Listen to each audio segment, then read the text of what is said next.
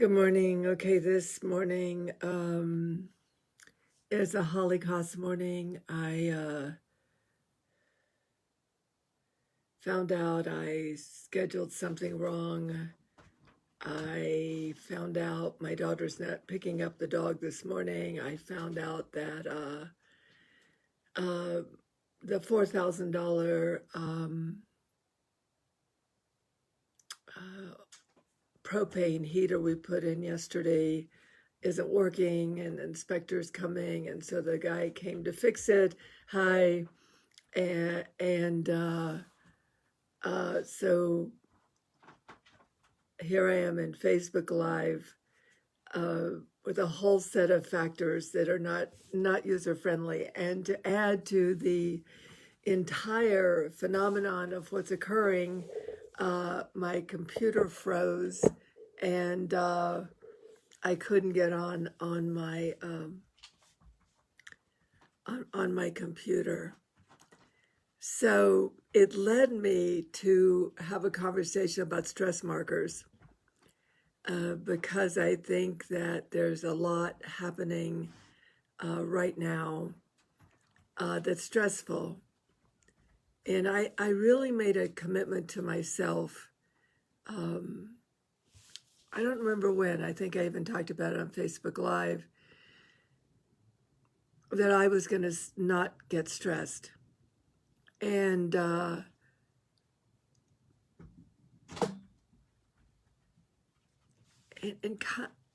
don't know how to put it in good words, but I'm going to use metaphor because, of course, that's the best way I can usually sort things that I'm trying to presence that doesn't have a present logical sequencing. Let's just put it that way. But imagine, let me back up because I want to start with a conversation that happened yesterday. I had an extraordinary conversation yesterday, and I think that with a very good friend of mine in Damanhur, Italy, Shama Viola. And I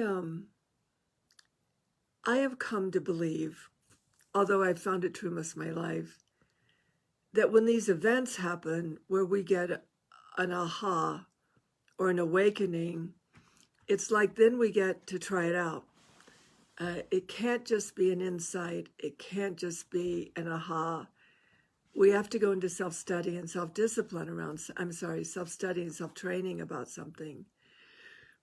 And we get to choose what that self-study and that self-training is. So the conversation she had with me yesterday, we were talking about a concern I had for an environment that I was invited to participate in because of some of the ways of being that leave people exposed to the potentiality of illness, and in real concrete ways. But if you just bear with me today and let me bumble through, I'm still in the aftermath of realizing I scheduled something wrong and realizing that they're having to fix the heater they just put in yesterday, and realizing I couldn't get on my computer to do Facebook Live, and that my daughter's not picking up the dog this morning. So it's an ideal time for me to bumble through this conversation, and hopefully for all of you watching, you can bumble through with me. And then when circumstances or events show up for you that produce stress markers, you can remember my attempt at humor while I'm having this conversation. Okay. So in Damanhur, Italy, where there is the Temple of Humankind, for those of you that might want to look it up on the website that don't know about it, it's damanhur.org, DAMANHUR. They have a particular focus, consistent. Their constitution's written around it. Their structure of governance is organized around it. Their social relationships are organized around it. And their choices about how they do their lives are organized around this one tenet that they pay attention to scientifically, they pay attention to socially, they pay attention in many manners. And it's a term, and the term is vital units. So my term that's equivalent to that would be energy in, energy out. So when COVID happened and the world shut down, a lot of us experienced an increase in our vital units. We could say our vital force, our sense of no stress, our resting state. There are many ways to say it.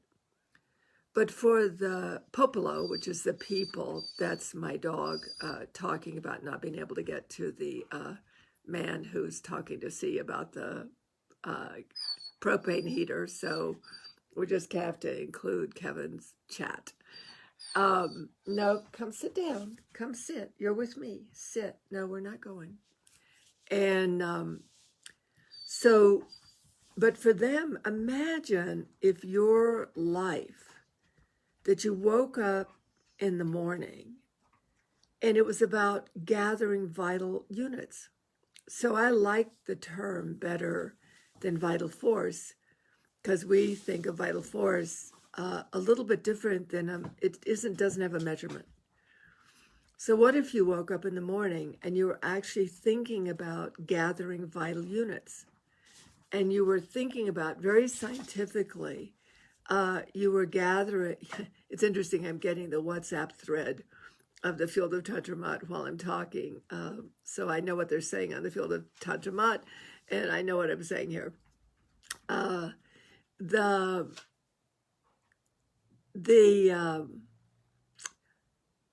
it's black and white. There's no gray. There's no vague. It is a calculated mental strategy so that they are not stressed. And so, but more than they are not stressed, they can survive.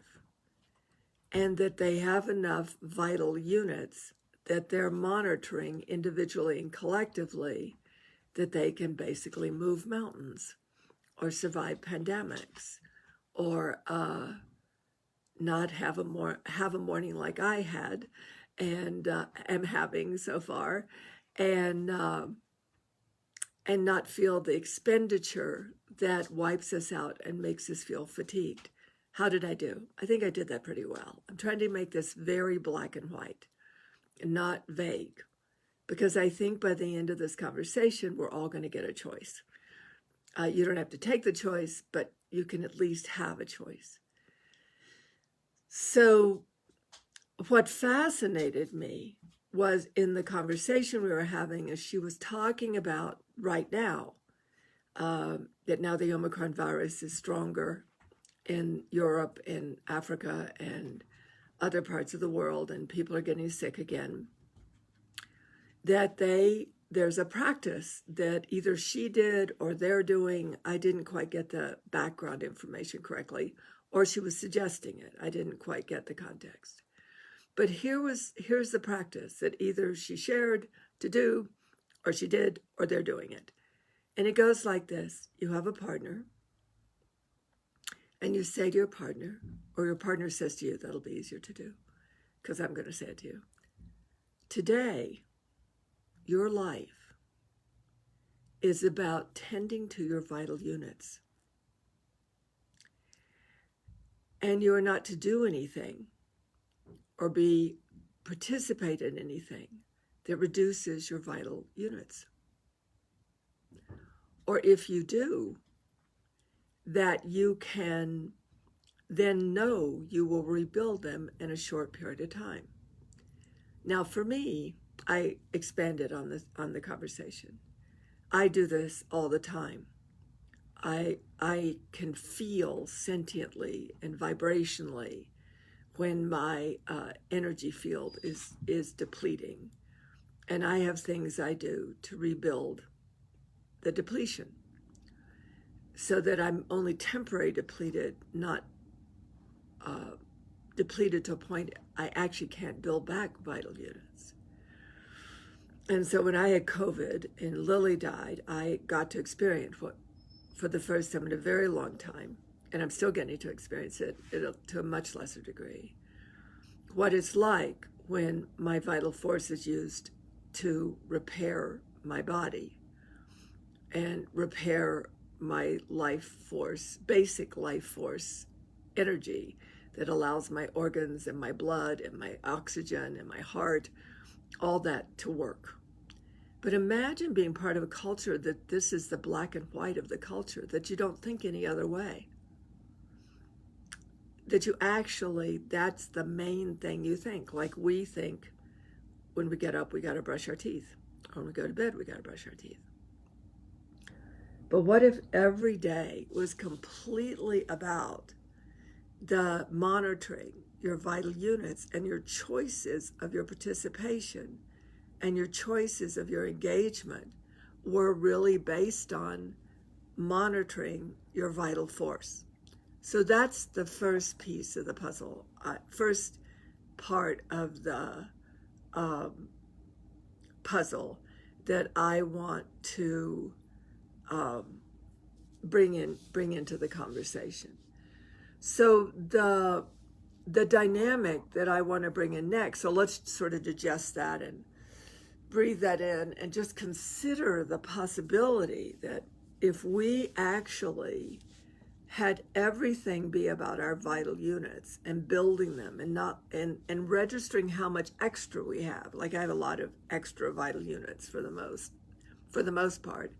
And I do it in very strange and unusual ways. I do it by loading my dishwasher at night and realizing or after a few days, and realizing how clean my dishes will be in the morning and feeling the rush of enjoyment and pleasure that I get from knowing that they're sanitized and they're clean and that they're ready to be used again. A very similar thing is taking my supplements. I take my supplements because as I take my supplements, it's a different frame of consciousness. It's not taking my supplements in fear for my body. It's taking my supplements because they're vital units and they're repairing my tissue and they're building the capacity of my body for vital force.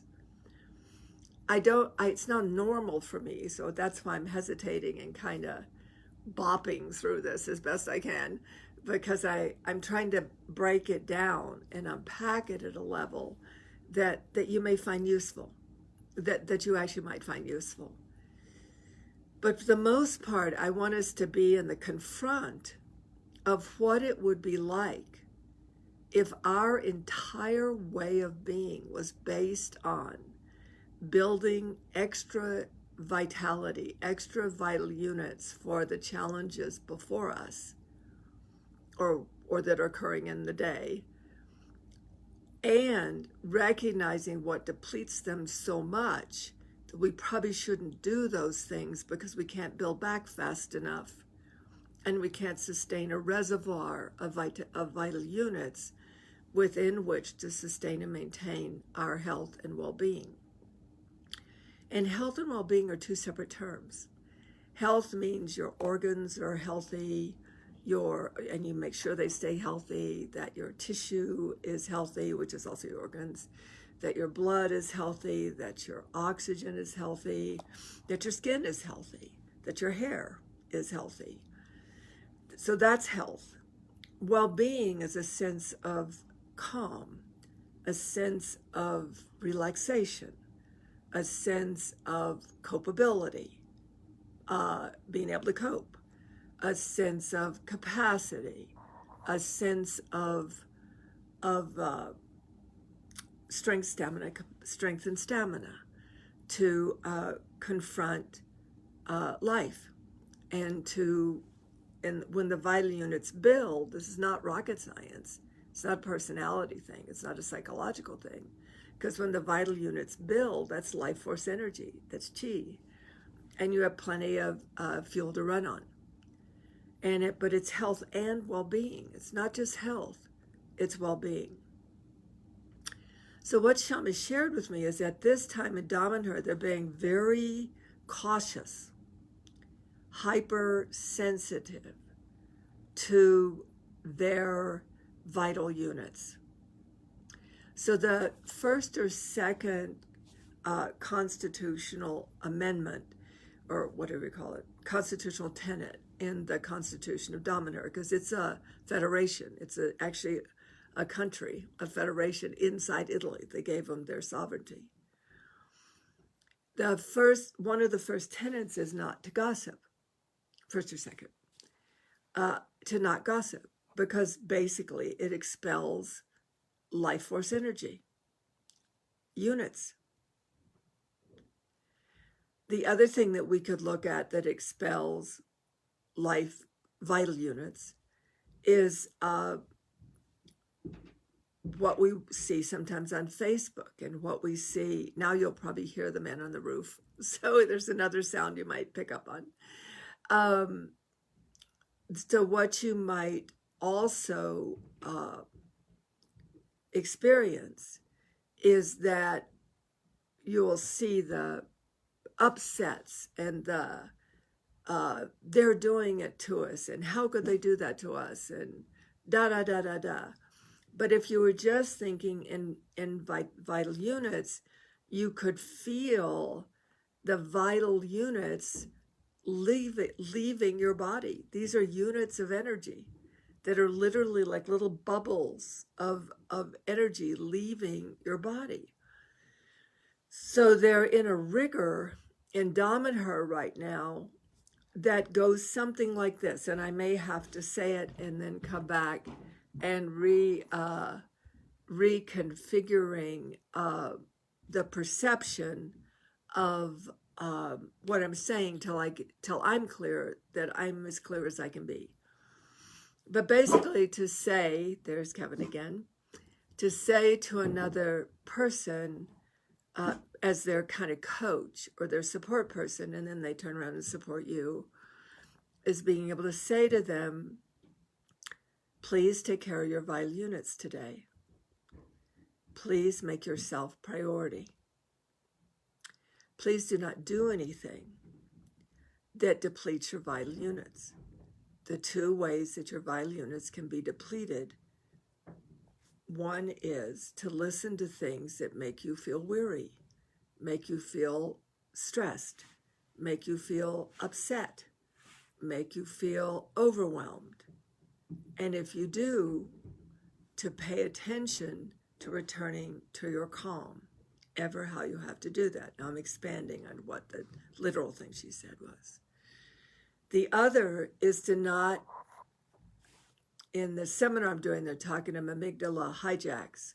Amygdala hijacks is when you're upset about something. It's just that simple.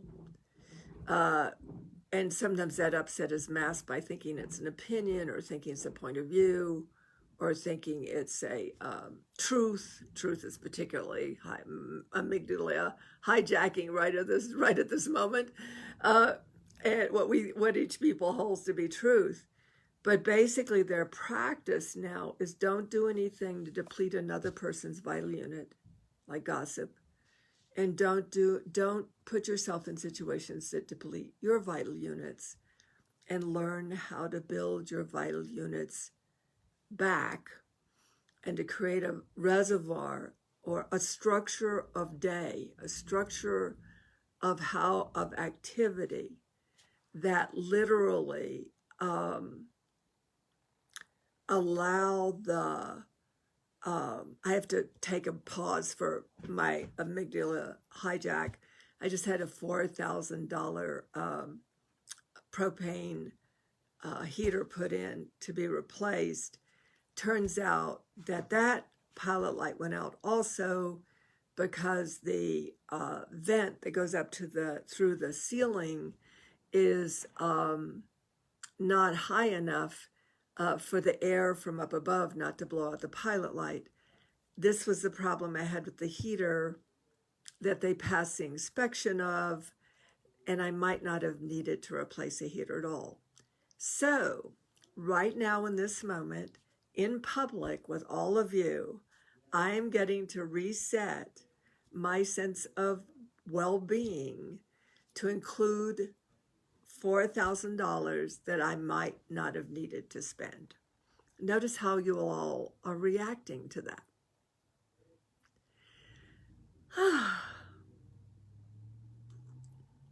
And the reason I'm saying all this and being so thorough about it is because we are having a lot of days like this. And so Dom and her realizing it, and it's a 1,000-person community, realizing this, they're monitoring each other's vital units. They're actually tending to and taking care of each other in a manner that allows the other to remember that they're in it we're in it together, and that we need to be able. I'm starting a conversation in my head about what to say to the men that said I need to replace my heater. So, and I don't think it's their fault. I think I asked for it. But isn't it interesting how something simple like that can take you off course and have your energy depleted because you're trying to solve a problem, and your priority is not your sense of well-being and your health. Not because we need to be, if you don't want to be healthy and if we don't want to have well-being, there's a huge amount of humanity that is hijacked by the depletion of life force energy. And then you run on adrenaline, and that's all you got. Adrenaline and testosterone are the survival mechanisms of our stress systems. And so it seems to me we have a choice during this time. We have a choice to either, and a choice that we have to train in. I don't think it's a choice that we can just calmly say, I choose, and then we're done with it.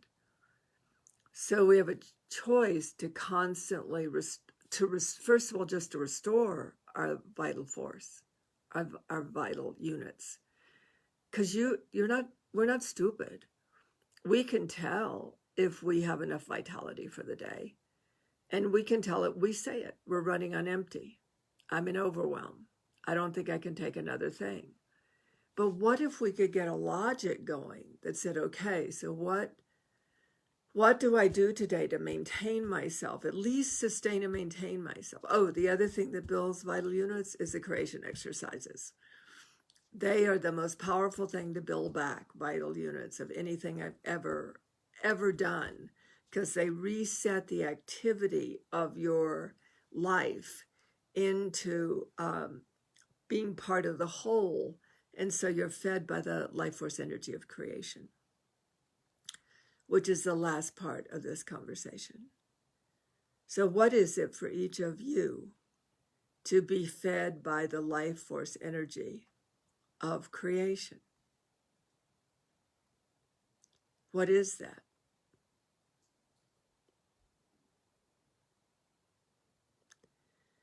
What do you do to make sure that the vertical alignment between you and creation is intact? People used to use church. Church has kind of fallen by the wayside.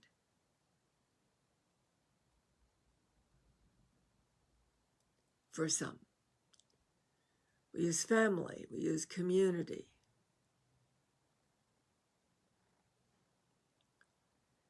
The part that I wanted to particularly speak to the most strongly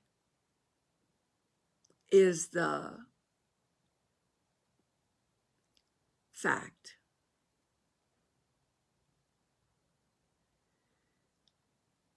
that the vital units that we sustain and maintain ourselves with are the vital units that come from creation itself.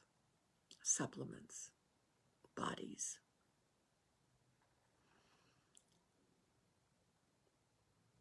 Nature. And to realign ourselves with that is really important at this time, and why Dom and her as a collective culture is asking everyone to sort out. Hold on, will you just go with me? You're going with me to a sense of well-being moment. Just stay with me. Get back. You can't go, babes.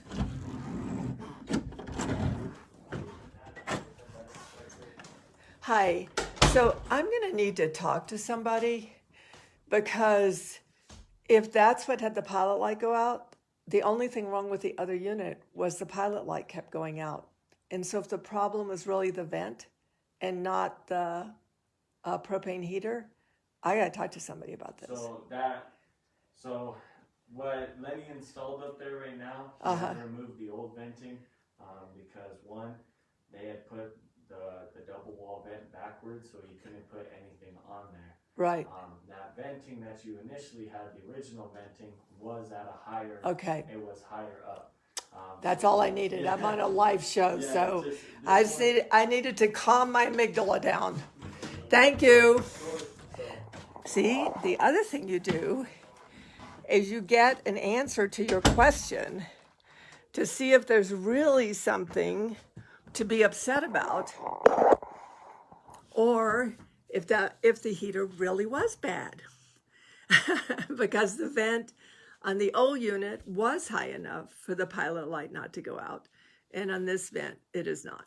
So there you are. So I thought I'd do a demo. So that you could have a experience of what it's like to see the system get calm again, get relaxed again. It is actually one of my tenets. I don't let anything pass by. If I'm upset with somebody, they get a phone call. If I have something draining me in my life force energy, I discuss it. And I see if there's a way we can straighten it out. So we are moving into some really intense times in 2022. That's why I'm so excited about the prophetics this year, because there's this amazing thing that happens in the prophetics. Sometimes I don't think people believe me. I think I've done them. Well, I've definitely done them over 10 years. But I take that one time, that in Realms of the Beloved, I take that one time to surrender into your direct link with, not the Realms of the Beloved, and the prophetics. I take that one time to literally surrender to your direct link with creation. You could say at other times, I'm a mediary. I give you a way to comprehend things. I give you a way to perceive. It's already going on with you. It's just that your perception has a torque in it. And once you get untorqued, you're good to go. But in the prophetics, there's this direct link with creation itself that is your direct link. And I don't even know, I don't want to vote on this Facebook Live, but I don't know how many people really realize they have a direct link with creation. How many people really realize there's greater powers and forces of creation of which they're a part. I mean, all of us, when we were young, there was a thrill about the Easter Bunny, if you're American, the Easter Bunny, the Santa Claus, Jesus loves me, this I know, because the Bible told me so. What's the word I want? God is love. The Tooth Fairy. It wasn't that they were real or not real in our in our logic mind. It's that they let us know we were cared for and that we were loved. And I think we've lost it. I think we've taken all the responsibility on ourselves, not realizing that there are these great forces that are really operating at this time. And this is why in Damanhur, while they're all calming and they're all getting still, which is basically your sympathetic nervous system, one of the two, somebody will correct me, and your vagus nerve and your amygdala, because your amygdala, when it's not hijacked by adrenaline, your amygdala is your happy whatever that thing is, mini organ. It tells you you're well. You have well-being, not necessarily healthy, but well-being. So for Dom and her, moving into not being I-centric, moving into what I call being feel-centric, they're all moving into just taking care of themselves, each themselves, making sure they're not depleting someone else and they're not being depleted by someone else, so that and settling into a calm. They didn't say this, but I've been around them a long time, and it's also what I do. And settling into a calm so the greater systems of reality can, that each of us individually and collectively are part of, like I always say, give creation a chance. Give what guards you a chance. Give what cares about your well-being, your guardian angel, a chance. Give the immortal nature of you and what it's connected into a chance. Because the powers and forces of creation are moving upon the planet right now like it did in biblical days, the Old Testament. And I promise you'll see it. We have the God that came to visit me and in 1994 that talked about these times. I just sent it out on MailChimp and my email service, and just to consider that while we're calming, while we're retreating into ourselves as a vital unit, that we are going to build the vitality, the vital force of, in a great manner, not to handle suffering and not to be in a stressful situation, but to be part of creation itself, to be part of the vital unit of creation itself that moves mountains. I doesn't move mountains. I-centricity, individuated centricity, does not move mountains. Being one with creation, and creation being one with you / us, that's what moves mountains. So when we lose our vital units, when we lose our vital force, we literally lose the etheric energy that creates life here and creates new forms and creates new futures and creates new realities. Capiche?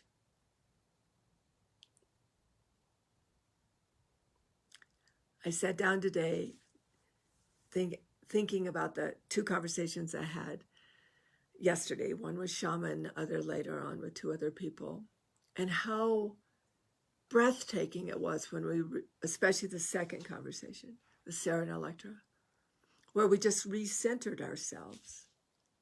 Kapiska. We just recentered ourselves. And we realized we needed to self-train for a moment. We needed to get capable of being, in this case, being in situations that are challenging, because there's this adrenal testosterone dynamic, but there's also something else missing, which I'm not quite sure I can put into words, so let me take a chance on it. Our relationship with each other. And what would it be like if we didn't make anybody wrong? And I got to tell you, I have a situation where I really think they're wrong and dangerous to themselves and others. And that's really hard for me. So that's one of mine that really screws me up and depletes my vital units. So the fact I could even be right, or the fact that I may even know what I'm talking about, which often is the case, doesn't matter as much as if I'm depleting myself, because there's nothing I can do about it. There's no shared field, which is the last thing I'm going to talk about. So I have the incredible opportunity to be with a group of people that were with me for 7 years and some 7 months. And the one thing that I saw out of that was to build what we call a coherent field. And one of the tenets of that field, unspoken, was that we build vital units. through our sharing, through paying attention. When somebody's weakening, everybody gives them part of their units, you could say. When we have lots of units, we deal with weather issues, and we monitor it. I have 2 groups, and we monitor it. Sacred Space for Rest and Courage. I monitor what's posted here because we are building the vitality of a shared field within which we can gather vital units from. So there are 3 areas to think about. One is you alone dealing with your present circumstances, sustaining, maintaining yourself so you can embody the vitality of your spirit in your flesh. That's what vital units are. The second layer is to be part of communities that are monitoring coherence, coherence is basically a gathering and building vital units of love, of shared connection. And that shared connection in the matrix of reality that was channeled to me also in 1994, it says that the type of conversation will no longer matter. The type of communication will matter. The unity of sharing, people say our hearts, our love, our caring, our well-being, our tending to life in whatever manner. That's the second levels. If you think of it like a spiral, here's you tending to make sure that you're on call with creation, right?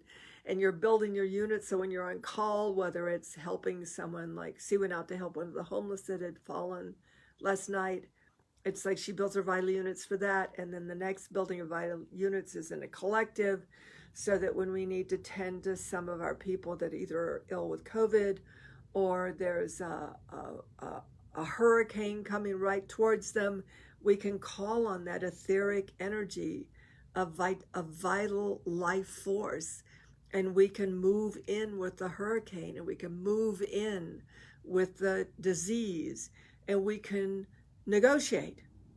We can share needs being met, because the virus is a need being met. I know, you should probably figure out what that need being met might be. Hurricanes, tornadoes, earthquakes, it's a need being met. Our desire to have lives we love is a need being met. Just drink that in for a moment. And then the spiral goes beyond community into our unity with creation. And our unity with creation, it has a need to be met. Here, paradise. And human beings were created because they were creatures that not only could recognize paradise in a bird, in a dog, in the moisture of the soft grass under its feet, in the illumination of light, in the texture of taste. We're very amazing creatures.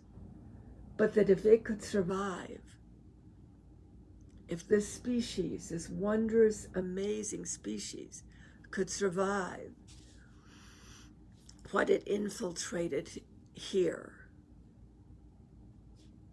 and literally was trying to destroy paradise here, which is basically the reduction of life force energy. I don't care what belief system you have. Read about the Pleiadians and what they say that they're these gods that feed off the fear of humanity. Who cares what this topic is? Remember, the topic is not important. It's the communion. It's the common union. And then this precious little girl that I sent out. If you don't have my last MailChimp, it's posted on the Safe and Sacred group, and it's posted on the World of Unity. I really urge you to watch this little girl, Christina von Drennen, because she is of it. She's in her unity with creation. She's in her unity with human being, and she is probably 10 or 11. I don't know, maybe 13, 14, I don't know. But she's just reporting in. And as that happens, each of us has more life force. It's why I do Facebook Live. I don't do Facebook Live to promote my work. Believe me, I'm so busy I could never really promote the work I'm actually doing. I don't have time to explain it. But it is literally because every time we come together, we build back, we build more, we restore, rejuvenate, and we build vital units on behalf of all life and what has us exist as whole. So this morning, my jacked amygdala and my stress markers I used on behalf of life here with you and you with me. So we have 1 hour. Let's do it. 1 hour after this call, whatever time zone you're in. Look at your watch. For me, it's about 1:15, the top of the hour. Get off the call, make a note, paying attention to vital units. Don't try to do anything. Don't try to build them or not build them unless you find yourself doing it. But for 1 hour, will you pay attention to vital units and gain awareness and gain a sense of presence, a sense of your ability to contact your own vital unit, like measure it in some way? You figure out the measure. But to figure out what for you a vital force is in you, and what connects you to vital force outside of you, and what the unity point, the meta point between you and another, and you and creation, and you with yourself. See what you can do the next hour to gain some consciousness and awareness about your own vital force. And then if you'd love you to come back and post it here. I would just love it if you would get into research with me. I would just love it. You have no idea. We've become so mental. We forgot vitality. We forgot that there's the body and the spirit grant an amazing vitality. Kevin's a 60-pound pooch. He's still a puppy, for those of you who haven't seen him. Kevin. There, say hi to everybody. Yeah. He's disappointed in me because he can't go out and jump on the propane guy and tell him how much he loves him, but they have an aversion to that. It depletes their vital units. It increases his, but it depletes theirs. So there's I don't know, I hadn't thought about that. I'll ponder on that one the next hour. But mostly, what if we could enter into research with each other, if we could really be paying attention to not to what's happening in the world and not to what's happening even in our own circumstances, because there's a lot of drift, there's a lot of destabilization, there's a lot of breakdown and devolution and evolution going on. There's a lot of deconstruction and construction, a lot of things going out of existence. There's a lot to have us wear ourselves out with right now. But what if we could, the thing I wanted to say earlier on in the beginning that I said, remember, I was going to not do that. I was going to talk about this first. But I had this imagery that I think I shared with somebody, but I wanted to share the imagery with you. Imagine we have this path, and that path has one instruction: stay vital. And that we monitor as we start on this path. It's gold, by the way, liquid, beautiful, radiant gold. We put our feet in it. It's nice and calm and cooling. We feel it fill our body. We feel it radiate out from us. And as we walk this path, relatively narrow because there's lots of distractions going on both sides, we just watch the path and we stay faithful to the path. And every now and then we'll notice something catches us and we go back like this. We recenter ourselves in ourselves on the path. We breathe. We wait till everything calms down. If we can't get it calm, we know our feet are stuck in the liquid gold in the path and we'll be popped back in at some point. And then we begin again. And then we lift our heart and our body and our consciousness into the tree of life, which goes out into the creation, and we allow the branches of our tree of life to gather life force energy from creation, the places it isn't having this issue, the places that still have paradise, that which is the realms of the beloved, that which operates on behalf of life. Whatever we register as part of our field, our constitutional field of vitality, so above, so below, so above and so below and so above. And then when we feel ourselves sturdy again, we take our feet and we move one more step. I love you. Have a great day.